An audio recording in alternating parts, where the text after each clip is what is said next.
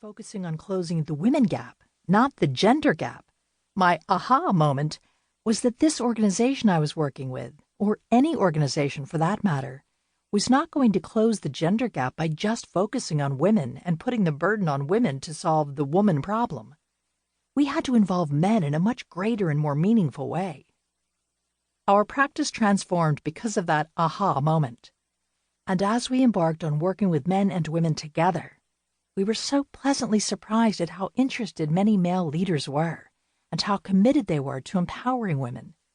We discovered that it wasn't that they were resisting or avoiding making changes, or that they were intentional in their lack of awareness and interest.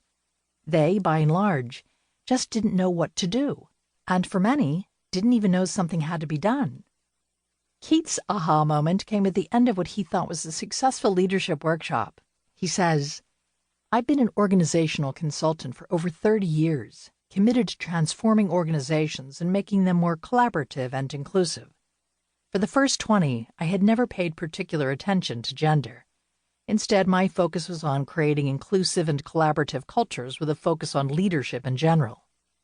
About 13 years ago, I was facilitating a leadership workshop, and after the session, most of the men and several of the women commented that it had been a great experience for them. A number of female participants, however, said it felt a little too male for their tastes. I was shocked. I had never received this kind of feedback before. The women who shared those comments said they couldn't quite put a finger on it, but that the whole experience just felt too masculine, from the way in which I spoke to the examples I gave, and in the design of the workshop activities themselves. I am deeply grateful to these women, because through their feedback I started to wonder about what I had been missing. Here I was, a relatively conscious man, committed to everyone being fully themselves and becoming powerful leaders, not so much in the image of what I might be, but in their own image, a key part of the workshop. And here was a group of women giving me feedback to the contrary. I took it to heart and began a deep journey of self-exploration about the many blind spots that I had as a man. I thought, if I'm at least this conscious and committed, and yet still missing some key awareness of my own blind spots, what about the consciousness and commitment of other men? What gender blind spots are preventing them from having this line of sight?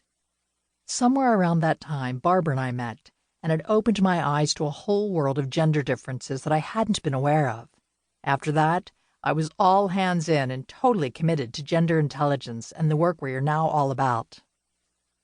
Barbara set out on this journey 27 years ago, and Keith more recently, to lift the veil on our gender blind spots and misunderstandings and raise the level of appreciation for gender differences in general. Along the way, we have had the privilege and honor to work with some of the top organizations throughout the world, most of which are Fortune 500 companies. To date, we have worked closely with the leaders of well over 100 such companies and have, along with them, learned much about what it takes to produce lasting change, and of course, have made many mistakes along the way as well. This book is an amalgam of that experience, and much more. It is a manifesto designed to challenge some of the prevailing beliefs about gender, differences, leadership, and organizational life, meant to provoke, prod, and catalyze a new and emerging way of being.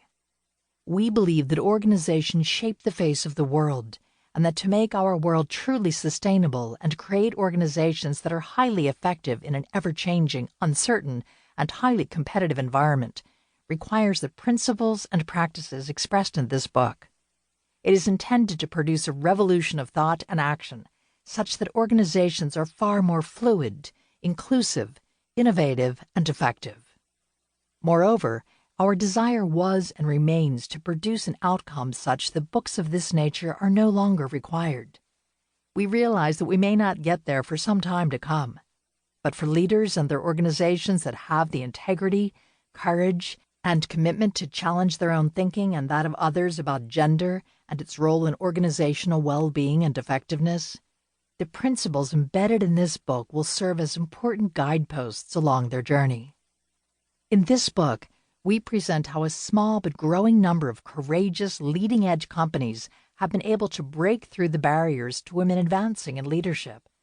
They have made the remarkable transformation from compliance to choice, from